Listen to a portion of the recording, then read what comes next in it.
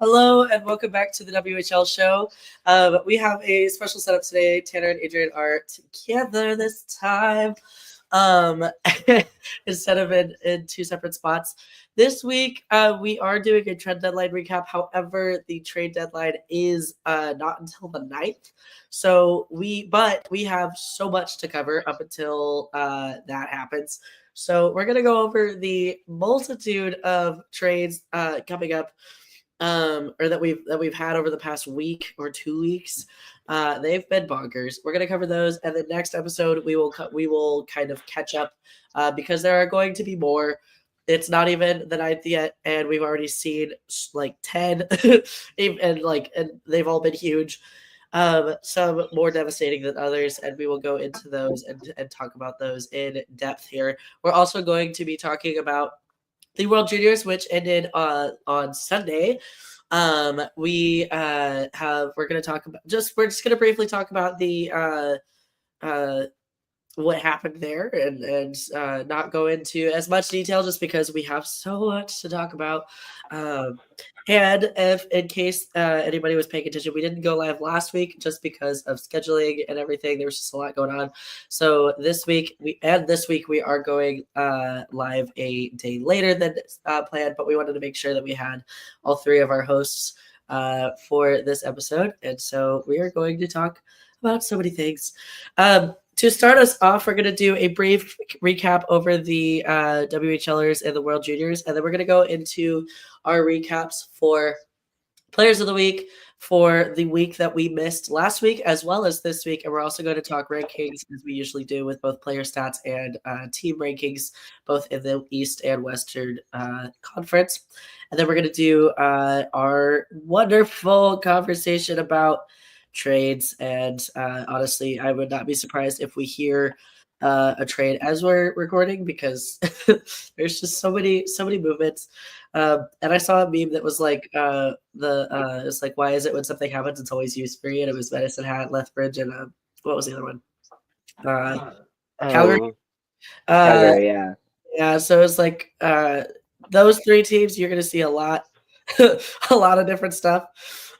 So first, Adrien, if you want to go ahead and just chat a little bit about World Junior stuff, especially Team Czechia and the other WHLers, including some of what happened with Team Canada, because y'all are Canadians and definitely it hit y'all harder than it did me because my team won won the gold, so I'm vibing, but shout out to Team USA, although there were no colors on Team USA, which is always sad. But yeah, give us a rundown over what happened with the WHL and World Juniors. There was a lot, I guess. I mean, it almost felt like 90% of Team Canada was WHLers or CHL players in general. So there was a lot of noise, I guess. I mean, not necessarily good noise, uh, good noise. But yeah, it was Canada. Honestly, a little bit of a disappointing show this year. I expected more, and the coaching had some interesting choices. Yeah. That's for sure. The lack of practice really confused me. I don't know if you heard about that, but like after they lost to Latvia, I don't think they had a practice since they lost to Latvia, and then just kind of since that it was morning. I knew there was one like no, right they didn't. Well, I knew that they didn't have one like right after that. They were like right after the Latvia loss. Yeah, I think they canceled every single one, including morning skates. Really? And when the coach was asked about it, he was like, "They're exhausted. Like they're busy. Like like we." That was I think pretty much he said we're exhausted or they're exhausted in 6 different ways, but said the same thing every time. Yeah, a whole lot of nothing, but a whole lot of words to say a whole lot of nothing. Pretty much, yeah. That was really interesting. I mean, as far as other WHLers go, David Lewandowski from the Blades had a really, really good show at Germany, I found. I mean, it was Germany in the World Juniors, so yeah. It's situationally, they did pretty good. Yeah. I find he did pretty good anyways. And so that was really good. I mean, it'll be good. It's good to have him back, that's for sure. But yeah, really good. And oh goodness. I mean, on a more higher note, Czechia won bronze there, and there was a couple. I mean, the most WHLers that weren't on Team Canada. Right. That's for sure. You want me to read them? Yeah. You're the one who's learning chat. You're Do you want me to do it? right. No, it's fine. It's fine. There was two players from Edmonton. There was Miroslav Holinka and Adam Pieko. Yep. And then also Wojciech Ford, who's on Lethbridge now, which I entirely forgot. Yeah, that was, I think, fairly recent. Really So there's those three that got bronze, and then Finland got silver, and I'm just already feel like I'm gonna butcher this, but Julius Meetonen from Everett was on that team, so that's the highest placement, I think, of the WHLers. But Heck yeah. good for them. Go team. Yeah. USA won, but like this is what matters. Thanks, Latvia. Yeah, exactly. Go Latvia. Go Latvia. I always love being underdog, clearly. Yeah, underdogs are so fun. Like for real. That game, like against oh my gosh, that was so fun. It was incredible. And the goaltending of that game versus Canada and Latvia, just incredible. I was really depressed about it at the time, but then once I, got over my Canada losing. You're patriotic. Yeah, it was really fun to watch the goalie like celebrate after the game and like. Mm-hmm. Sorry, I'm like good. Unmuting. There's a train going by. It's going so loud. There it is. All right. It's so loud. So for our players of the week, for our WHL players of the week for the week of December 29th. So this is the week for last week, and then we're going to cover this week. But we're just going to kind of take turns going over those. Our player of the week for December 29th was Landon DuPont of the Everett Silvertips. He was previously named Rookie of the Month for September and October and Rookie of the Week on September 20th. He led all WHL skaters for the week of December 29th with 3 goals and 2 assists in 2 games. His best game of the 2 took place against Seattle on December 28th with a first star earning, oh my gosh, sorry for the train in the background, goodness me. First star earning 2 goals and 1 assist in Everett's 6-1 victory. And if you want to talk about our goalie of the week for December 29th. You take it. Okay, sure. Adrien. Yeah. So our goalie of that week was Joshua Ravensbergen, and he led all starting goalies with a 2.000 record and a .96 GAA and .970 save percentage and back-to-back wins.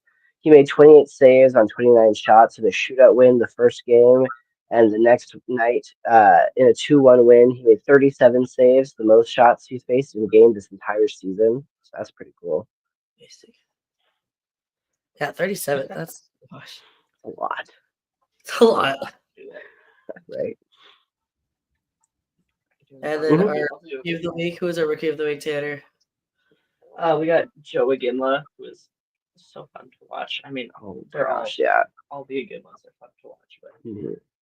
And he had 2 games, I guess that says this week, but that week. And in those games, he picked up 3 goals and an assist.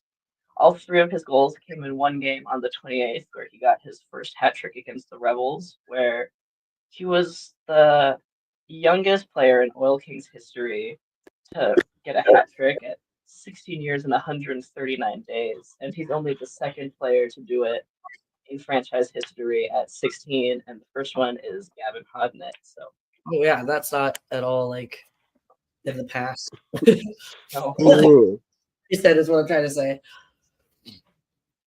Our players of the month for December. Sorry, my cat is being ridiculous. Our players of the month for December, we have our player of the month was Oliver Tolk. He had 5 goals and 16 assists with 21 points and a +9 rating to lead all skaters in December. He had 6 multi-point games in December, and 3 of those were 4-point nights. He currently holds the second longest point streak in the WHL with 33 points in 15 games, which started on November 13th, which is coincidentally my sibling's birthday. He is currently on pace to set a new career high with 16 goals and 38 assists with 54 points already in 34 games. He also has a +8 rating. He leads the Calgary Hitmen in points and assists and is currently 5th in the league scoring race. Who is our goalie of the month? Tell me us about that. So our goalie of the month was Ryan Legal. Yeah. With the tips so far, he is 4-1-0-0 in December with a 1.41 GAA and a .48. No, sorry, 948. Jeez, the percentage and That's one where my shutout. Yeah, right. In 4 of his 5 starts, he allowed 1 goal or less and was named first star in the game twice and second star once. He started the season with the Neverville Nighthawks in the MJHL with a 7.71 record and a 2.46 GA and a 921 save percentage and 2 shutouts. yeah. Yeah, He's really good. yeah, right. The couple ever games I've watched. Mm-hmm. Who's our Rookie of the week? No, nope. What? Yeah. It was Landon DuPont again. So second shutout this episode and his second Rookie of the Month title this season. He leads all first-year players with 5 goals and 11 assists for a total of 16 points, along with a +4 in 9 games. His 11 assists were the 4th most of all WHL skaters. He registered 6 multi-point games in December and was only held off the score sheet in one game. Wow. He's the first defenseman to receive exceptional status and compete full-time in the WHL as a 15-year-old, and he has 10 goals, 30 assists, and a +23 rating in the 32 games that he's played. That many points. Yeah, no, he's a defenseman. What's the points? I was just not aware of that. Yeah. Like that many points. Wow. First of all, as a 15-year-old, like obviously he was granted Mhm. for a reason. But like as a 15 Yeah, and as a defenseman, like that is crazy. crazy. 8 points in 32 games as a baby. Like he's 15 and he's a defense. Yeah, Like you'll see some veteran forwards not posting really that many points. it's like, what was I doing at 15? Oh my god! Like what was I doing at 15? I was I like, should have been on the ice. yeah, I should have put me on the ice for free. Our Mhm. players. So now that we are caught up, our player of the we're gonna go over players of the week for this week. These were announced yesterday, so these are going to be covering last week. Our player of the week this week is Wenatchee Wild's Evan Friesen, unless he got traded. Oh my gosh, I've lost pace of. I think he's still. I think You he's think still he's on the there. Wild still? Mhm. My knowledge, he's still on the Wild, and was when I knew him. Evan Friesen led all of the WHL skaters with 6 goals, including a hat trick, and 3 assists, with a total of, well, hold on, the math isn't quite right. It says 10 points, but 6 plus 3 is 9. So I don't know. With 5, so I want to say 9 points and a +5 rating through 4 games. He currently leads, the Wenatchee Wild. He currently leads the Wild with 19 goals, including 2 game winners and 2 shorties, and 23 assists for 42 points in 35 games. He's on pace for a career best season and a second straight 20-plus goal campaign. Go Evan Friesen. Love that for him. And then our goalie of the week for last week. Yes. Yeah. Sorry. He is the goalie of the week is Burke Hood, and he led all starting goalies with a 3.000 and a 1.110 goals against average and a .965 save percentage and back-to-back shutout victories. On Friday, he got nod against the Wild. It was 0-0 to the third period, and he continued to make saves. He turned aside all 27 shots he faced, including 4 power plays for a 3-0 win in his first WHL shutout.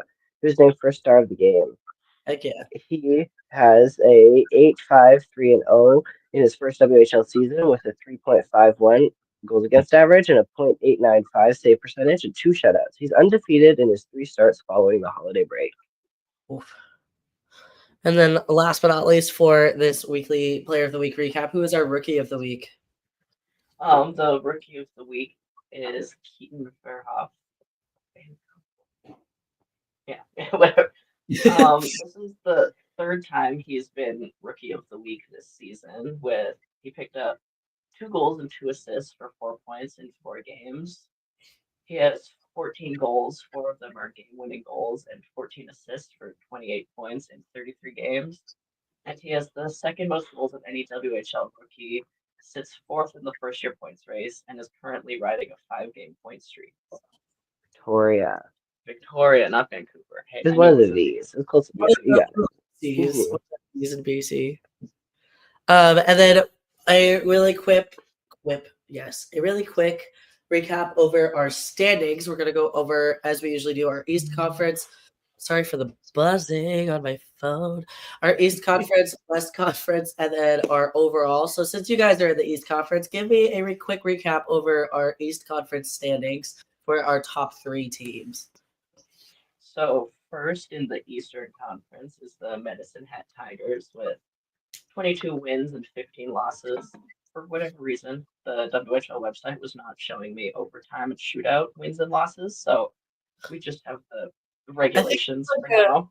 I think if you're on your computer, there's like a drop down where it's like you can click on what it'll show you. So I think you have to go on your computer for that. It might not show you on mobile. Yeah. For future reference. Yeah. 46 points on the season. And their last 3 games was a 5-2 win against Calgary on the 30th, a 4-1 loss versus Swift Current on the 3rd, and then a 5-2 win also versus Swift Current on the 4th. So we'll change up there. Second is Saskatoon Blades with 46 points, and their last 3 games there. On the first, it was a 6-3 loss versus Prince Albert, and then on the 3rd, it was a 6-2 loss versus Brandon, and we'll come back. Oh, you guys cut out. I don't know if. Okay, I'll just go ahead and talk until they. Oh, you're back. Are you back? Are we back? Did we You leave? cut out for a second. Oh, no. Uh-oh. You cut out right as it was the January 4th game. Oh yeah, they won that game 6-2 versus Moose Jaw. 4-2. Sorry, I'm excited. And then third in the East is the Calgary Hitmen, who have, they're going all in. They're really going for it. Oh my gosh, yeah. With 21 wins, 11 losses for 46 points. So all the top 3 teams in the East are all tied with 46 points, which I think is a fun and interesting. Oh yeah. And they had a 4-1 win versus Edmonton on the 1st, a 6-2 win versus Red Deer on the 3rd, and a 5-2 win versus Regina on the 5th. So they've been chugging. Obviously, whatever they're doing, it's working. It's working. For our West Conference, we have the Everett Silvertips because, of course, they are just also another team who are really going for it. The Everett Silvertips are in first place with 61 points. They have 28 wins and only 5 losses, at least in regulation. Our last 3 games that we had for them was on the 31st, which was New Year's Eve. It was a 7-3 win over the Portland Winterhawks. Which I was not there for, but was sad for me because it was the New Year's game for the Winterhawks. I was really sad that I didn't go to that game because the Winterhawks always have like a really fun New Year's game. Didn't even I was thinking about going to it, and then I just it didn't happen. So RIP me. I'll go next year. Our January 3rd game, the Silvertips had an overtime loss. It was a 2-1 overtime loss versus the Victoria Royals. And then on the 4th, there was a 4-3 shootout loss versus, again, the Victoria Royals. Our second place team for the West Conference or the West Division is the Prince George Cougars. They have 49 points with 22 wins and 10 losses. 12-31, which again, New Year's Eve was a 6-4 win over all 3 games actually that they last played were against the Seattle. Crazy! I had to check, but I was writing it down. Yeah, so it was a 6-4 for Seattle on the 31st. They won. Hello, Kitty. A January 3rd saw a 3-1 loss versus Seattle, and then January 4th saw a 3-0 loss versus Seattle. And then our third place team is actually the Spokane Chiefs. They have 25 wins and 13 losses with 50 points total. Again, the reason that the Cougars are above with 49 points over that 50, I feel like I'm a broken record. I say this every episode, but it's just because they're leading the BC division, and so that's why they are automatically ahead one. Because the Chiefs and the Cougars are quite obviously in different divisions. The Chiefs are in third with 50 points. On New Year's Eve, they had a 4-0 win versus the Tri-City Americans. On January 2nd, they had a 5-2 loss versus Portland. And then on the 4th, they had a 3-2 win versus the Kamloops Blazers. Woo! So overall, that sees us with the top 5 teams being first is Everett, second is Spokane, third is Prince George, fourth is Victoria, and fifth is Medicine Hat. We have a especially with the trade deadline coming up, there's going to be a lot of moving pods and pieces and parts, and rankings may fluctuate coming up, just as new teams use their new players and utilize their new players and also there those a million draft picks being moved around as well, which we will go into here shortly. But first, we're going to cover player stats. We are covering them for starting with a clean slate with the second half of the season, and then next week we're going to go ahead and start comparing as we've been doing with the first half of the season. So if you guys want to go ahead with our points, goals, and assists, and then we'll go into the goalie stats right after. You want to start? Sure. So first in points, we have Kyle Chesowski in Portland with 62 points.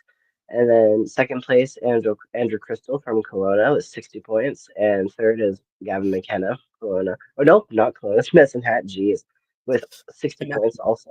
They're tied there. I just think it's so crazy how McKenna has managed to stay top 3 in points despite being gone for, half the month at least. Yeah.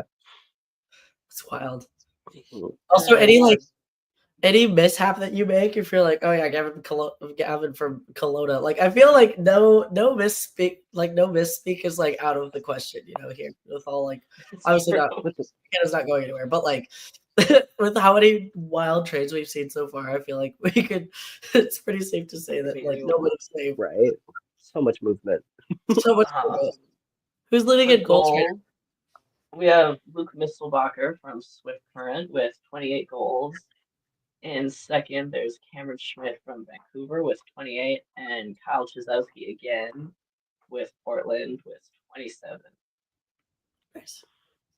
What are assists?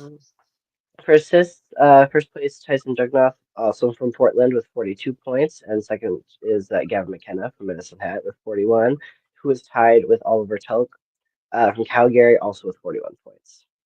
Amazing. And that's a really close thing there. So yeah, first place has got 42 and the others have 41. I really love a close race like that. I think that's fun. Yeah, for real. No kitty. And then for our goalies, we have, of course, Jesse Sanch, who's just been incredible this season and continues to be incredible. He leads all WHL goalies with a goals against average of 2.29. Our second place is Edmonton Oil Kings goaltender Alex Worthington with 2.67.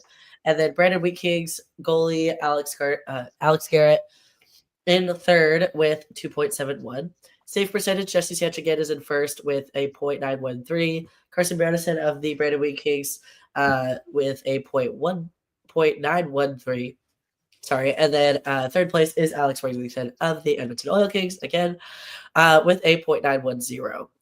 Wins, Dawson Cowan of the Spokane Chiefs has 20. Joshua Ravensbergen of Prince George Cougars has 18. And then Lucas Mateka coming in third. He plays for Tri-City, has 16. So we have some really good goalies continuing to kind of just really impress and do really, really well. And now we get to go into our crazy, crazy trades because holy moly, we have so much. We don't have a guest this week. Simply, there's just no time because we have so many trades to cover, and we're gonna read off a lot of them. We're gonna talk about a lot of them. For the ones that are, there's just a lot. I don't know, Tan, did you put these in chronological order, or they just kind of put in? The first half I put in order as I came across the articles on the WHL website, and then the rest I've just added in as I have found them. So okay, cool. They're not quite in order. There is also for anybody who's watching, there is also a nifty little trade deadline tracker, live blog that the WHL is doing. So feel free to refer back to that for any updated super live information. That is that is going to be the I think the best But we're gonna go ahead and just, like, cover all of this. This, as we just mentioned, some of it is in chronological, but not most of it. So take what we're not really just pretend that none of this is like in any order. It's just kind of randomly listed. So first, which I have still yet to really even process, is the Lucas Hansen from Saskatoon to Calgary in exchange for Adam Halat. Danny was one of my favorite blades, and that still hasn't quite registered that he's not on the team anymore. So, I hope Halat has been doing well with Saskatoon, but I just that was still like I don't even remember what that one was. That was one of the first like bigger, at least bigger for me, trades, I think, and I don't even remember when exactly that one was. A couple weeks ago now. It was also tough because Halat is only 15. Yes. Oh, so he did not just play with the Blades until next season. Yeah. Oof. So it's like, losing a pretty good forward for a guy we can't play yet. I mean, I get it. I didn't even realize he was that young. But it's tough. It's a tough one. Yeah. Ugh. Then we have a bigger one that I know some of my T-Birds friends were not happy about. Jordan Guest from the Seattle Thunderbirds is now on the Lethbridge Hurricanes. As we mentioned earlier, the Hurricanes are kind of a consistent one, as well as Calgary and Medicine Hat. They've been some big ones.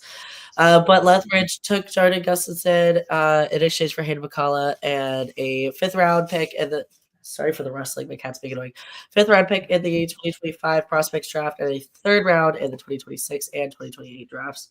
So that was the big one for Seattle fans. Gustafson, he was in rumors and in talks for a while. And it sucks to see, it always sucks whenever a bigger name for, especially like the captain leaves. Because I know he was a treasured player in Seattle, so that would. I think a lot of people didn't think he was going to be back in the WHL with, his injury, and then also, is he a Knights prospect? Yes, he is, yeah. So I think a lot of people weren't even sure he was coming back, and also it's like, hey, he's going to Lethbridge. Also, I felt like I was opposite because I'm a pretty big fan of Hayden Pakula, so I'm like, oh, well, now he's gone.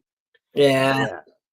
He's been kind of thrown about. I mean, he was in Prince Albert last year for the beginning, and then right before the deadline, because we saw him on the 2nd there. Yes. Right before the deadline, he got traded to Lethbridge, and now he's getting traded again. Yeah, that's right. He's doing good, though, I think. I think so, yeah. He got highlight of the night the other night, too. Wow. The one that we mentioned, actually, Alex Garrett earlier, but he originally was on Everett. He went to Brandon for a 5th round pick in the 2026 WHL draft. One that was interesting for me personally, earlier this year, we saw Nico Sukumis go from Everett to Kamloops, but he was on the move again. He went from Kamloops to Edmonton in exchange for Jaeger, I think. Thank you. At a 2026 4th round pick. I was like, that's a name that I'm going to butcher. Then we see, a bigger one. This one was interesting. Matteo Fabrizi from Red Deer to Prince Albert in exchange for Dugan Peterson, the rights to 09 forward, just a baby, Miller Robson, and a 3rd round pick in 2025. I know that you guys know more Raiders than I do, but Peterson was one that stood out to me when I was looking at the Raiders roster. I don't really pay much attention to them as much as you guys do. But so that one was interesting because he was one of the ones. And also I think the name Dugan is interesting. So that also stood out to me a little bit.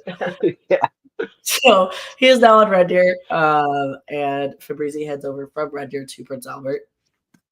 A bigger one that I know that my friends in Wenatchee were really sad about, Kento Isogai from the Wenatchee Wild headed over to the Victoria Royals. He was exchanged for Morgan Hackman, Nick Corrig, and a 2nd round pick in 23, 3rd round 23. That doesn't look right. 24, 25?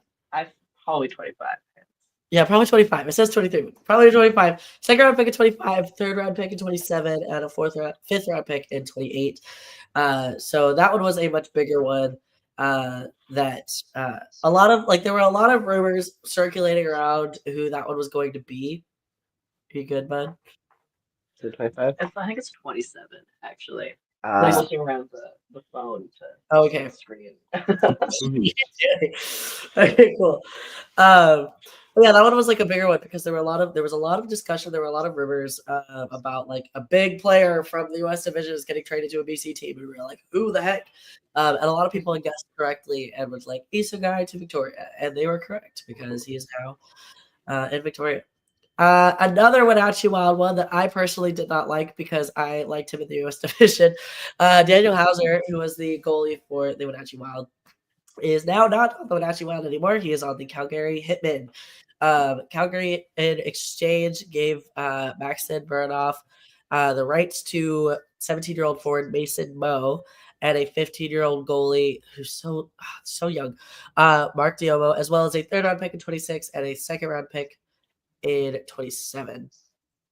So that would sad for me because he's not in the U.S. division anymore, and I liked him when I lived in Wenatchee, and I obviously I don't see him as much now that I'm in Portland, but now I'm not going to see him pretty much at all. For what it's worth, we also really liked him in the U.S. division. So Yeah, yeah. not needing to play against him as much was very nice. So yeah, but here we are. so, Now we have one that I also really personally hated a lot, and I'm like glad that he's closer to me in the BC division. Like that's good, but also I hate this trade. I hated it so much, and I will forever be bitter about it. But Brandon Lazowski, not on the Blades anymore. He was traded from Saskatoon to the Victoria Royals. Still doesn't feel quite real, as he was on the team when I first got into the team, and so like anybody on that original roster is just. It doesn't feel real when they're not there anymore. So he is now on the Victoria Royals. I'm really hoping that I get a chance to see him play in person with the Royals before he ages out. In exchange, Tanner Scott and second round picks in 25 and 26 went over to Saskatoon. So Saskatoon has another Tanner. Yeah, so there's that. We I have wasn't expecting. what's Sorry. up?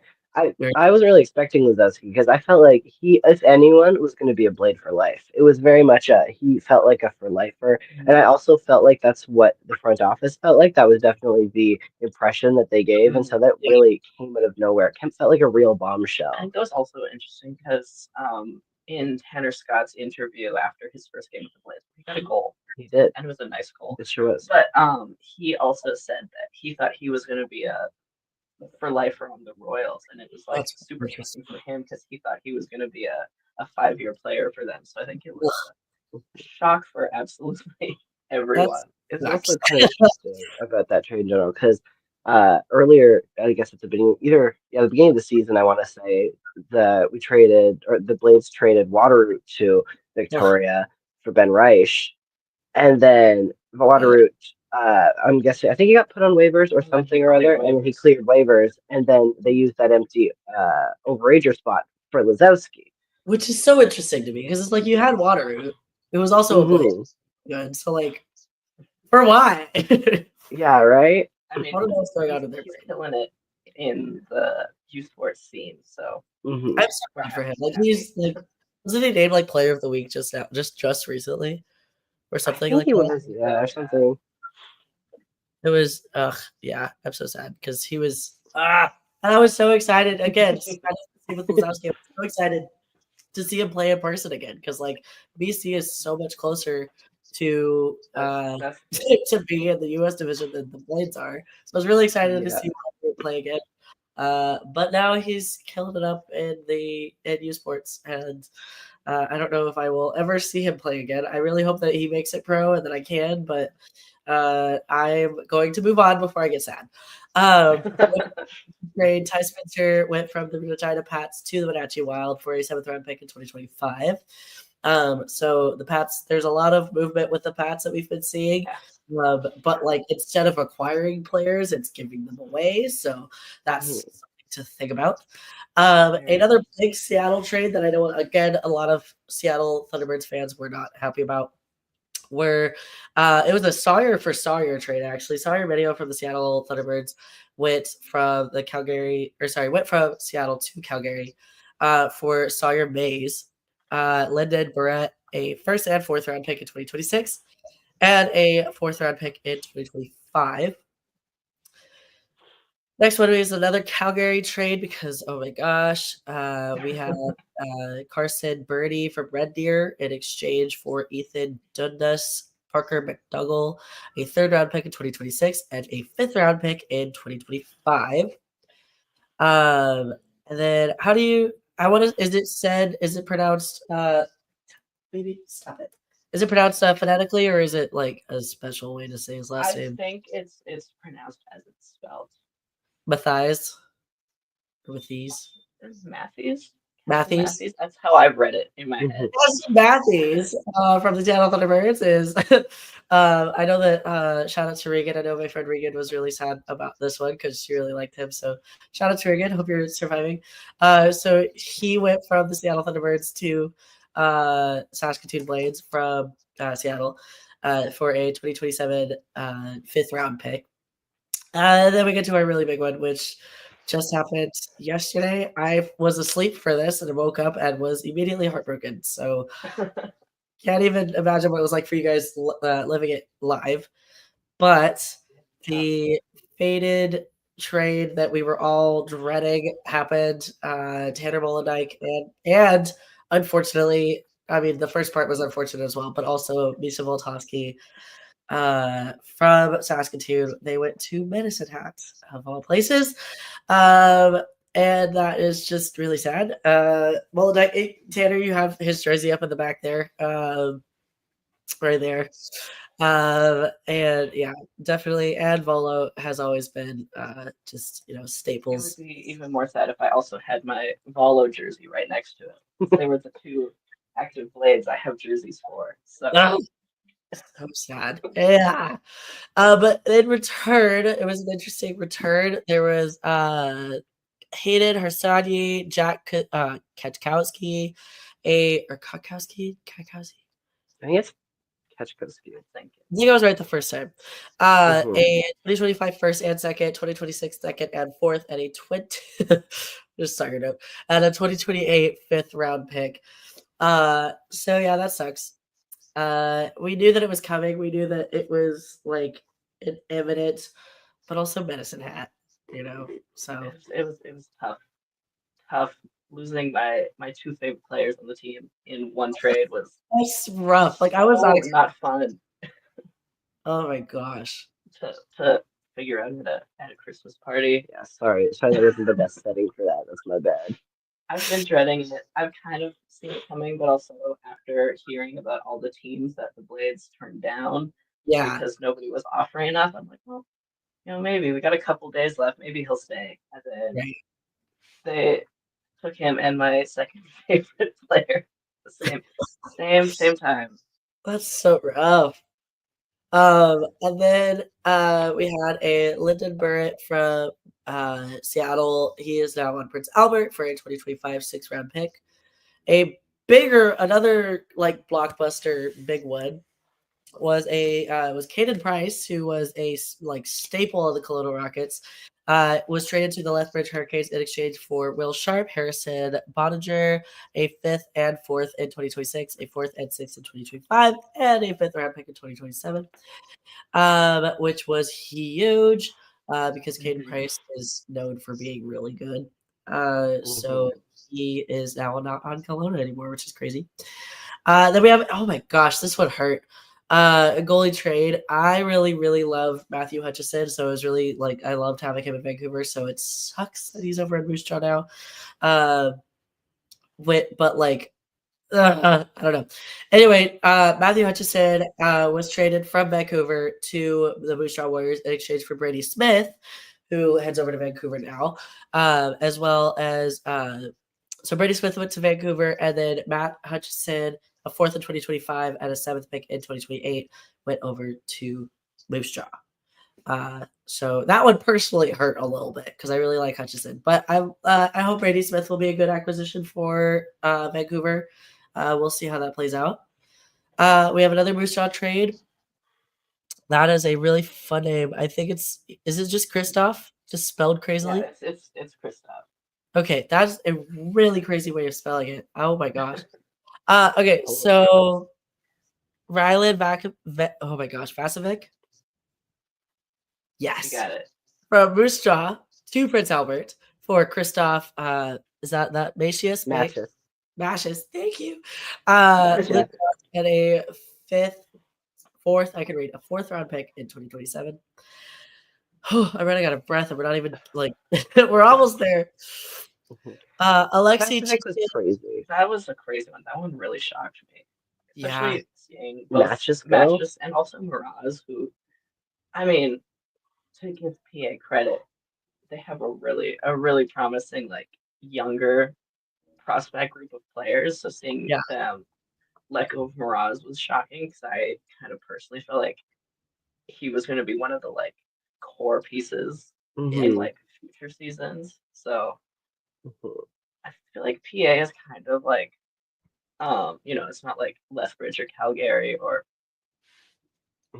Medicine Hat, but I feel like they're kind of an underrated little sleeper agent in the trades they've been making. I think they've been making some pretty good trades for what it's worth. Yeah. And Kvasovic's been bounced around because I guess he was in Mitten for was it the first half of last year also, and then to Moose Jaw. He did some pretty important things with Moose Jaw. Not that it's really important, just championship or whatever. And then now, he gets moved again. I mean, objectively, it's still in the same province, so it's not a very big move, but it's still very interesting. Yeah. Then we see Alexei Chishkin from the Regina Pats to Prince George for a 2027 fourth round pick. We also see Marek Rosak from Kelowna, and then he went to Swift Current for Dawson Gerwig and a 2025 fourth round pick. We're almost there. Maxim Muradov from the Wenatchee Wild to the Vancouver Giants in exchange for Tyson Zimmer. Anthony Wilson. Because he just got traded. Mironov was in our list earlier. Yeah, I was worried I had made a typo, and I just didn't realize that he got traded. Yeah, he was in the Hauser trade. Yeah. Oh, that's right. Yeah. It's interesting. Oh my gosh. And then we see Anthony Wilson from the Regina Pats to the Lethbridge Hurricanes in exchange for a 2026 fourth round pick and a 2027 sixth round pick. And then a bigger one, Ashton Brown. I don't know if it's big for anybody else, but big for me just because I was so familiar with the Wild roster last year. But Ashton Brown from the Wenatchee Wild to the Regina Pats in exchange for a 2027 sixth round pick. So he's going from the west to the far east. And then, oh my gosh, this one just happened today. And it sucks. Charlie Alec and a 2026 third round pick from the Brandon Wheat Kings to the Tri-City Americans for Jordan Gavin and Merrick Arpin. Jordan Gavin was a staple for the Tri-City Americans, so that one was a big one. And sad for Jordan Gavin and Tri-City fans. And I did not expect Alec to move at all. Him going from Brandon over to Tri-City, that's also crazy. And I think that covers it for trades. It's let me look at Twitter and see if they've got anything new. Let me see if there's anything we've missed. Well, in the last 40 minutes, we've been so. Literally, 12 minutes. Hey, sure have. Bo freaking Courtney. Really? Bo Courtney of the Everett Silvertips went to the Kelowna Rockets in exchange for a 7th round pick in the 2026 WHL draft. That just happened 12 minutes ago. So live reporting. That is live, coming for you live. But I think that will cover trades. I want to say that we are now. For now. The second that we end this episode is we're going to hear another one. And then tomorrow we're going to hear 5. And then the 9th is going to be crazy because we're going to see even more. And it's going to be a lot. It's going to suck. But it's also going to be exciting. The teams, I love trade season, trade deadline season, when it's teams that I don't care about or that I'm not because then it's oh, this is interesting. I love seeing the movements and I love seeing the different teams, new acquisitions and stuff for each team. That's always a lot of fun. But when it's a team that I care about, or am I like invested in, like the Portland Winterhawks or like the Saskatoon Blades or pretty much any of the U.S. division teams, that is when I'm like, oh God. Yeah. Like it makes me sick. I'm being dramatic, but still, it's just like it's a lot. There's a lot. Like Bo Courtney was like one of my favorites when I was living in Everett. So it's crazy that he's not even getting tips anymore.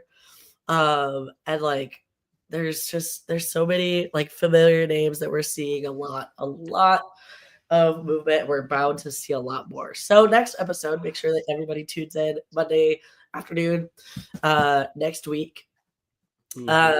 For that, follow us on Twitter for updates on when we will go live. We tend to shoot for Mondays at 6 p.m. PST, but as you can tell from this week's episode and just like every episode, we're always a little bit flexible in that we either go live a little earlier, a little late, or around that time, depending on whatever. So it's a flexible schedule. So basically, thank you everybody so much for watching this week. We've had, I think, a peak of 45 viewers this episode, like live viewers. So shout out to every single person watching right now. We have 43 right now. Hello to all 43 of you. You guys are all amazing. We appreciate you. It's the reason you guys are the reason that we do this. We love bringing weekly WHL coverage to you straight from as live as we can get it. We just got a live trade happen 12 minutes ago. But if there are any players and or staff even that you want to see on the WHL show, please reach out to us. You can reach out to either our username, our like main show account, which is the WHL show, or you can reach out to any of our individual accounts. Any of us three works, and we will do our best to get those scheduled and brought on just for you. If we bring on a guest that you requested specifically, we will shout you out and also give you the chance to ask your player a question. So make sure that you do that, and it'll be super fun, super great. We are hoping to get somebody on for next week, and we'll stay tuned for that guest announcement. Again, follow our Twitter for that. You can find us on Twitter at the WHL Show. You can also find us on YouTube under the same name, and then on Spotify. Again, sorry for the trains in the background. I love living next to a train station. It's so fun. You can find us on Spotify as well as YouTube. If you missed any episodes, or if you want to go back and listen to a player feature that we had on it before, those are always available, and we do appreciate any rating, like 5-star ratings or follows, or likes and all that fun stuff. The numbers, they may seem small, like a really minute action, but it really does help boost our there's a lot of things that it helps boost. So I really, really appreciate those little actions that you guys can do to help support us. We are just, again, super excited to keep doing this weekly. Thank you again to everybody who tuned in. And make sure that you follow us on both our main account, like our show account, and also all of our personal accounts for continuous updates on the WHL and all things major junior hockey. And yeah, that is pretty much it. Thank you so much for everybody who tuned